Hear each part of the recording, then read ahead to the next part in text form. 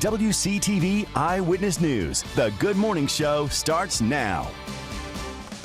It is 6:33. Look at this interesting view here. That is almost spooky. I know, my goodness. It's a live look at the weather stem camera at Chiles High School in Tallahassee, of course, Northeast Leon County. Yeah.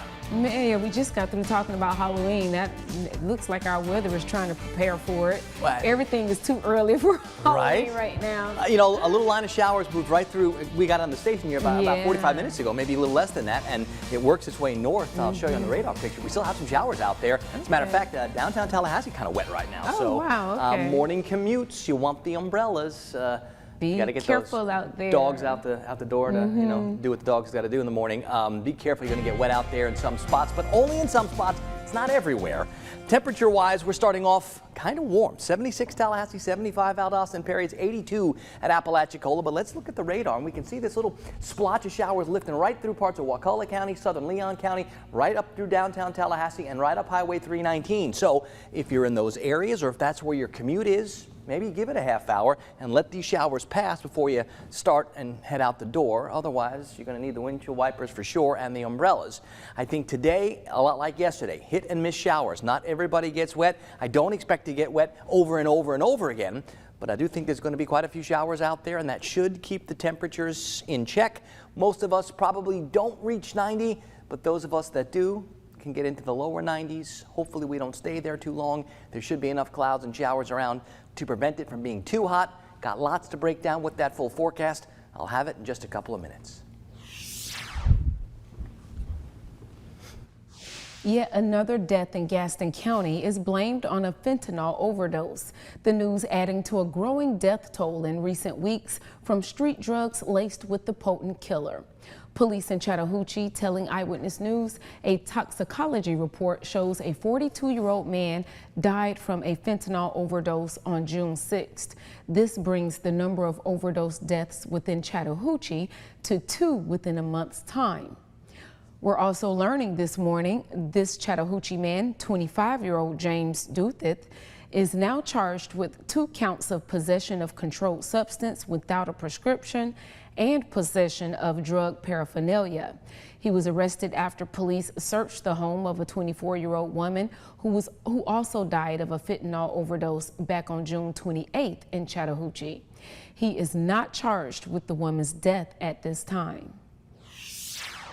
Every single public school campus in Leon County will soon have Narcan on hand to administer in case of an emergency. A training session on the life-saving medicine held Wednesday, officials saying a staff member at every school will have it on hand by the start of the school year. And guys, that's in less than 2 weeks. 150 nasal spray kits being donated to Leon County schools by a local organization. The move comes after a recent rash of overdoses and deaths in the region related to street drugs laced with fentanyl.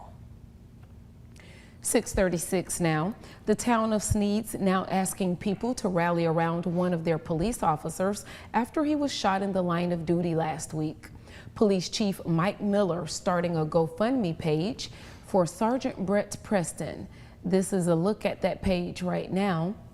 The chief says Sergeant Preston is in good spirits, but has a long recovery ahead of him. So far, the account raising $2,000. If you'd like to donate, go to this story on our website at WCTV.tv or open your WCTV News app now. All right, some disappointment and more confusion. That's how families are feeling after an off-campus housing fair being held by FAMU has a lackluster property owner turnout. This as students are still scrambling to find housing ahead of the fast-approaching school year. The university telling Eyewitness News that only 2 property owners showed up to the event. This coming as a shock to families, including one who said they drove 4 hours to attend. The vice president of student affairs says many of FAMU's normal off-campus partners are full, and that's why they didn't show up. But he says families should keep searching. We want them to continue to try as we are continuing to reach out to our community partners as well to find different types of solutions to help our students who don't have housing at the present moment. And we'll continue to do so up until school starts.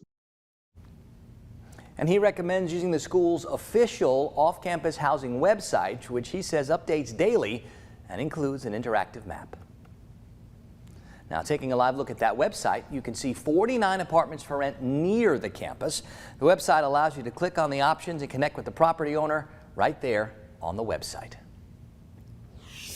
In Gaston County, local officials preparing to transform a former high school back into a place where young people can learn. Through federal funding, county leaders want to turn it into a multi-purpose center for local teens.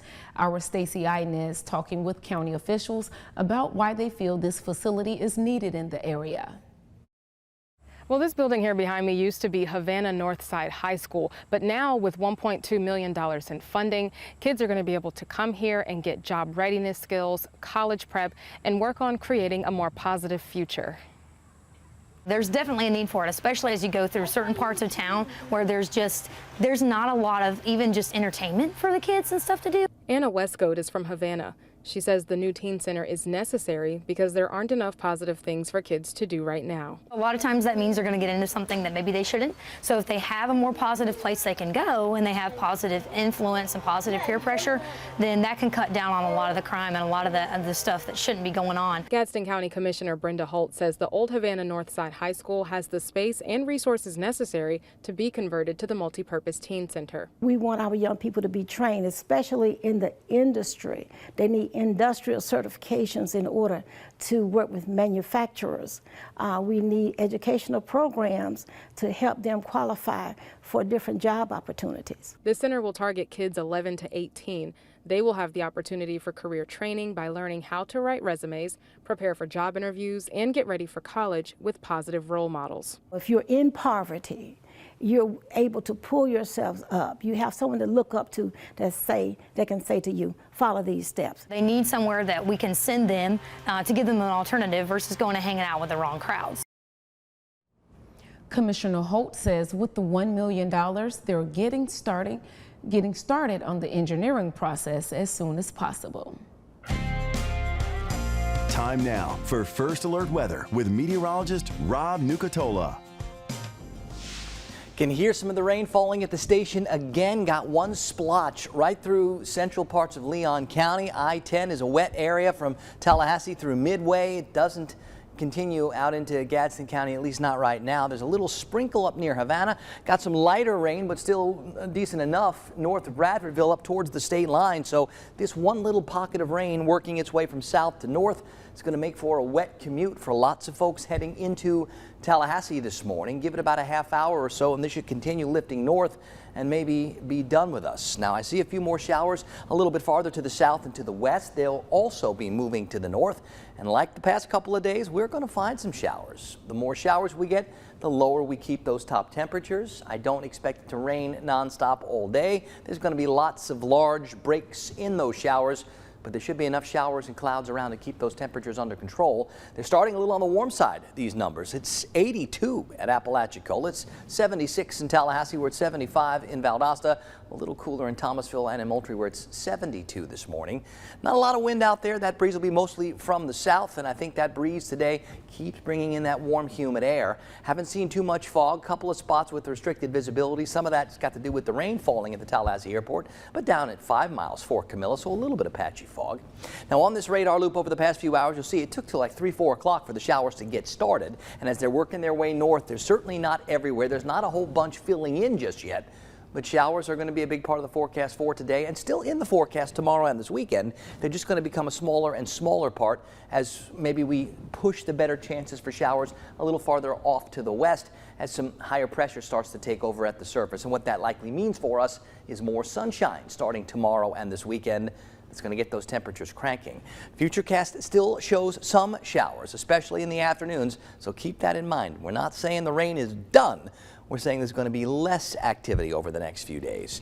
Now, out in the tropics, things are still pretty quiet. Nothing going on in the Gulf or the Caribbean. And anything that's coming off the coast of Africa is running into that pretty hostile environment, so it's not able to sustain itself. Let's hope it stays that way. We like it when the tropics are this quiet.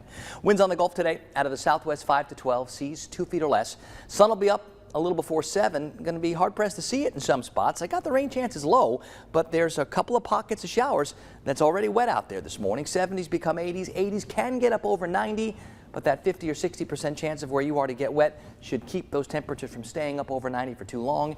Mid 70s overnight with the showers fizzling and the muggy sticking around. Some of us don't get to 90 today. I think everybody gets to 90 tomorrow. And this weekend, it's mid 90s, feeling like it's closer to 105.